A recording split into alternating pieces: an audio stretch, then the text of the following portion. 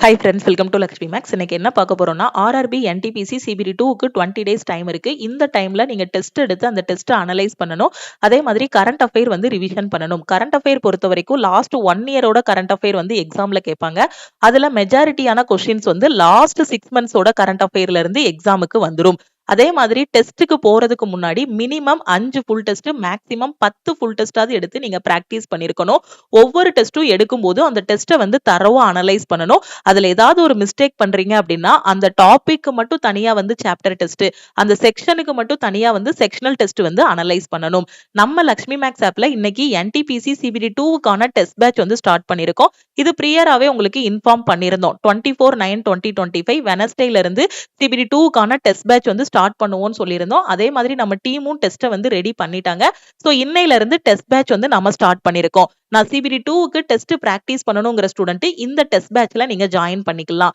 அதே மாதிரி current affair வந்து எனக்கு எப்படி படிக்கணும்னு தெரியல, லாஸ்ட் 1 இயரோட கரண்ட் அஃபேர் படிக்கணும், 6 மந்த்ஸோட கரண்ட் அஃபேர் படிக்கணுங்கிற ஸ்டூடெண்ட் சிஏபிடிஎஃப் கோர்ஸ்லயும் நீங்க வந்து ஜாயின் பண்ணிக்கலாம். இந்த டெஸ்ட் பாத்தீங்கன்னா உங்களுக்கு தமிழ் அண்ட் இங்கிலீஷ்ல ப்ரொவைட் பண்ணிருப்போம். உங்களோட லேப்டாப்லயும் நீங்க டெஸ்ட் அட்டன் பண்ணிக்கலாம், மொபைல் போன்லயும் நீங்க வந்து டெஸ்ட் அட்டன் பண்ணிக்கலாம். இதுல உங்களுக்கு chapter test, sectional test, full test எல்லாமே கவர் பண்ணிருவோம்.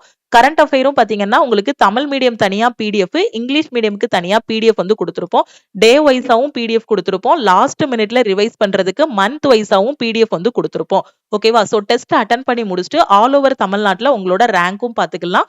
ஓவராலா இதுல 500க்கும் மேற்பட்ட டெஸ்ட் வந்து கொடுத்திருக்கோம். ஓகே, சோ இந்த டெஸ்ட் பேட்சோட ஃபீஸ் பாத்தீங்க அப்படின்னா 599.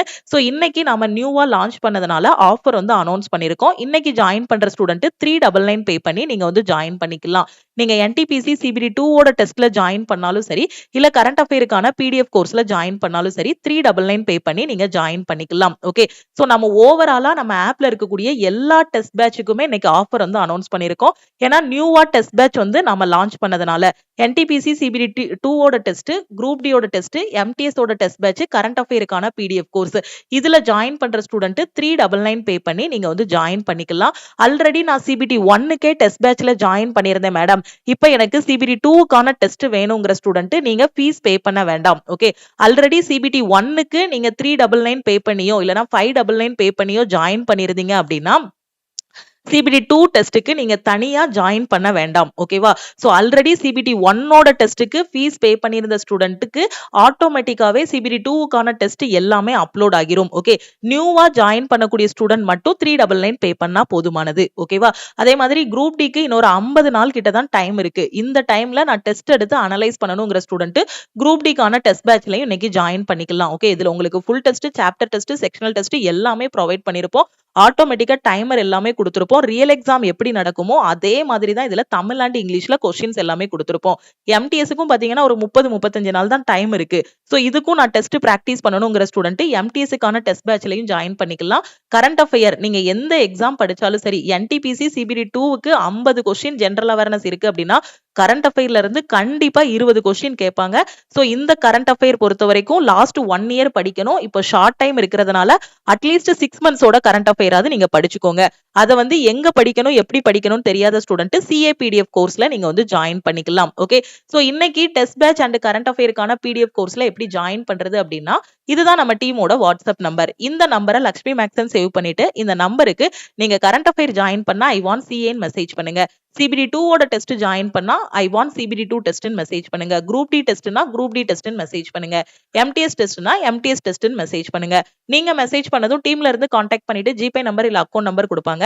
அதுக்கு 399 பே பண்ணிட்டு பேமெண்டோட ஸ்கிரீன்ஷாட் சென்ட் பண்ணீங்கன்னா உங்களுக்கு எந்த டெஸ்ட் பேட்சுக்கு ஜாயின் பண்ணிருக்கீங்களோ அதுக்கான அக்சஸ் வந்து கொடுத்துருவாங்க.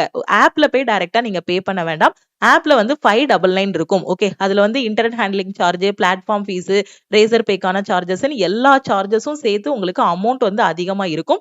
சோ டீமுக்கு கான்டாக்ட் பண்ணிட்டீங்க அப்படின்னா இந்த ஆஃபர் பிரைஸ்ல நீங்க வந்து ஜாயின் பண்ணிக்கலாம். சோ சிபிடி 2ஓட டெஸ்ட் இன்னையில இருந்து நாம ஸ்டார்ட் பண்ணியாச்சு. ஓகே, இதுல வந்து இன்னைக்கு நியூவா சிபிடி 2க்கான டெஸ்ட் பேட்ச்ல ஜாயின் பண்ற ஸ்டூடெண்ட்டுக்கு என்டிபிசி அண்டர் கிராஜுவேட்டுக்கான சிபிடி 2ஓட டெஸ்ட்டும் இதுல வந்து ஆட் பண்ணிடுவோம். Okay, NTPC under graduate CBT 2 வரும்போது நீங்க தனியா பே பண்ண வேண்டாம்.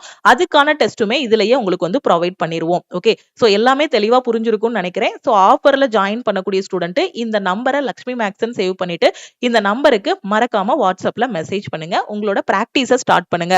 குரூப் டி எக்ஸாம் பாத்தீங்கன்னா கண்டிப்பா நவம்பர் 17ல ஸ்டார்ட் பண்றதுக்கு நிறைய 99.99% வந்து வாய்ப்பு இருக்கு. நேத்து கூட பாத்தீங்கன்னா அப்ளிகேஷன் ஸ்டேட்டஸ் வந்து ரிலீஸ் பண்ணிருக்காங்க. கோர்ட்ல இருந்து எக்ஸாம் டேட்டை ஹோல்டு பண்ணி வைங்கன்னு தான் சொல்லியிருக்காங்களே தவிர எக்ஸாம் டேட்டை கேன்சல் பண்ணுங்கன்னு சொல்லல. அதனால நவம்பர் 17ல எக்ஸாம் ஸ்டார்ட் பண்றதுக்கு நிறைய வாய்ப்பு இருக்கு. குரூப் டிக்கு இன்னும் படிக்க ஆரம்பிக்கல அப்படின்னா படிக்க ஆரம்பிங்க. ஓகேவா? குவாலிஃபிகேஷன் வந்து சேஞ்ச் ஆகுமா மேம்? அத நினைச்சிட்டே நான் படிக்காம இருக்கேன்னு சொல்லாதீங்க. நான் ஏற்கனவே உங்களுக்கு நெறைய டைம் சொல்லிட்டேன். இந்த டைம் குவாலிஃபிகேஷன் வந்து 10ன்னு இருக்கதா அதிகமான வாய்ப்பு இருக்கு. இந்த டைம் மாத்தவும் மாட்டாங்க. இந்த டைம் மாத்துனா அது ஒரு பெரிய ப்ராசஸா இருக்கும்.